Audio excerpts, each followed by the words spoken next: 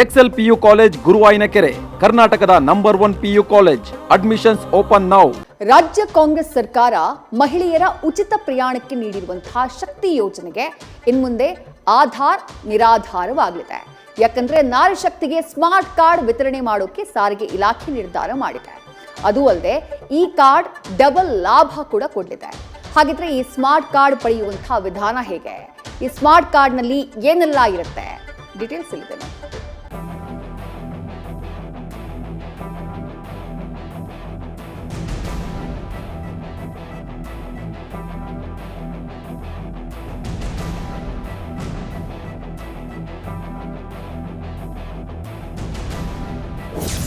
ಶಕ್ತಿ ಯೋಜನೆ ಸಿದ್ದರಾಮಯ್ಯ ಸರ್ಕಾರದ ಪಂಚ ಗ್ಯಾರಂಟಿಗಳಲ್ಲಿ ಒಂದಾಗಿದ್ದು, ಮಹಿಳಾ ಮಣಿಗಳಿಗೆ ಸಾರಿಗೆ ಬಸ್ನಲ್ಲಿ ಉಚಿತ ಪ್ರಯಾಣಕ್ಕೆ ಅವಕಾಶ ಮಾಡಿಕೊಟ್ಟಿದೆ.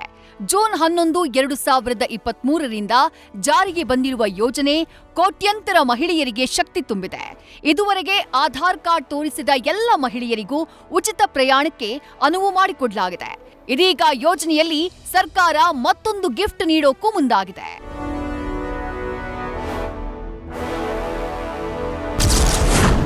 ಶಕ್ತಿ ಯೋಜನೆಯ ಫಲಾನುಭವಿಗಳಿಗೆ ಸ್ಮಾರ್ಟ್ ಕಾರ್ಡ್. ಜೂನ್ ತಿಂಗಳಿನಿಂದ ಸ್ಮಾರ್ಟ್ ಕಾರ್ಡ್ ವಿತರಣೆಗೆ ನಿರ್ಧಾರ.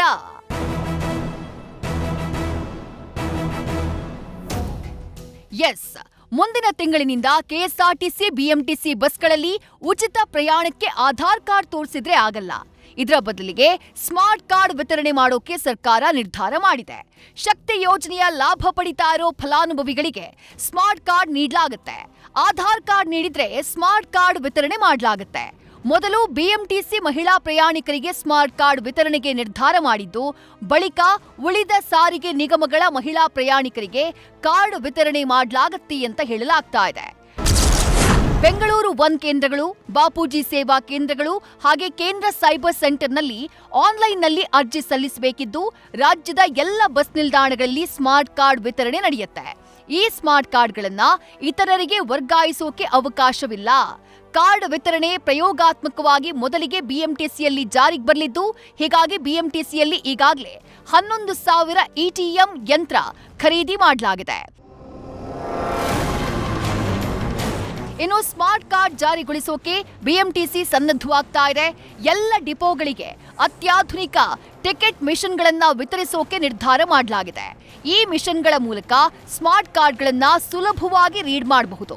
ಇತ್ತೀಚೆಗೆ ಬಿಎಂಟಿಸಿ ಬಸ್ಗಳಲ್ಲಿ ಕ್ಯೂಆರ್ ಕೋಡ್ ಬಳಸಿ ಅಕ್ರಮವಾಗಿ ಹಣ ವರ್ಗಾವಣೆ ಮಾಡಿಕೊಳ್ತಾ ಇರುವ ಪ್ರಕರಣಗಳು ಬೆಳಕಿಗೆ ಬಂದಿದ್ದು, ಸ್ಮಾರ್ಟ್ ಕಾರ್ಡ್ನಿಂದ ಇದಕ್ಕೆಲ್ಲ ಬ್ರೇಕ್ ಬೀಳಲಿದೆ.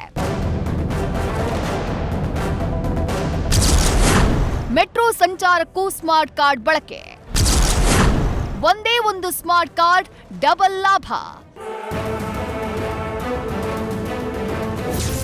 ಇನ್ನು ಮಹಿಳೆಯರು ಸ್ಮಾರ್ಟ್ ಕಾರ್ಡ್ ಅನ್ನ ಪಡ್ಕೊಂಡ್ರೆ ಒಂದು ಕಾರ್ಡ್ ಡಬಲ್ ಲಾಭವನ್ನ ಕೊಡಲಿದೆ. ಈ ಕಾರ್ಡ್ ರಾಜಧಾನಿಯಲ್ಲಿ ಮೆಟ್ರೋ ಸಂಚಾರಕ್ಕೂ ಬಳಕೆ ಮಾಡಬಹುದು. ಈಗಾಗಲೇ ಮೆಟ್ರೋದಲ್ಲಿ ಸ್ಮಾರ್ಟ್ ಕಾರ್ಡ್ ಚಾಲ್ತಿಯಲ್ಲಿದ್ದು, ಇದೀಗ ಶಕ್ತಿ ಯೋಜನೆಯ ಫಲಾನುಭವಿಗಳಿಗೂ ಇದರ ಲಾಭ ಸಿಗಲಿದೆ. ಆದ್ರೆ ಮೆಟ್ರೋ ರೈಲ್ನಲ್ಲಿ ಸಂಚಾರ ಮಾಡೋಕೆ ಕಾರ್ಡ್ಗಳನ್ನ ರೀಚಾರ್ಜ್ ಮಾಡಬೇಕು. ಒಂದೇ ಕಾರ್ಡ್ ಬಳಸಿ ಮೆಟ್ರೋ ಹಾಗೆ ಬಿಎಂಟಿಸಿ ಬಸ್ಗಳಲ್ಲಿ ಪ್ರಯಾಣಿಸಬಹುದು. ಪ್ರತಿ ಬಾರಿಯೂ ಟಿಕೆಟ್ ಅಥವಾ ಟೋಕನ್ ಖರೀದಿಸೋಕೆ ಸರದಿಯಲ್ಲಿ ನಿಲ್ಲುವಂಥ ಅವಶ್ಯಕತೆ ಇರೋದಿಲ್ಲ. ಹೀಗಾಗಿ ಇದು ಸಮಯ ಉಳಿತಾಯ ಮಾಡಲಿದೆ.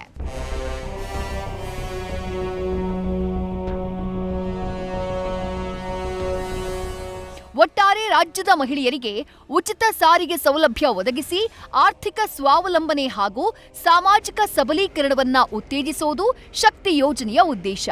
ಸ್ಮಾರ್ಟ್ ಕಾರ್ಡ್ ಸೌಲಭ್ಯವನ್ನ ಎಲ್ಲ ಮಹಿಳೆಯರು ಪಡ್ಕೊಂಡು ಸಾರಿಗೆ ಬಸ್ಗಳಲ್ಲಿ ಉಚಿತ ಶಕ್ತಿಯ ಪ್ರಯೋಜನವನ್ನ ಪಡೆಯಬಹುದಾಗಿದೆ.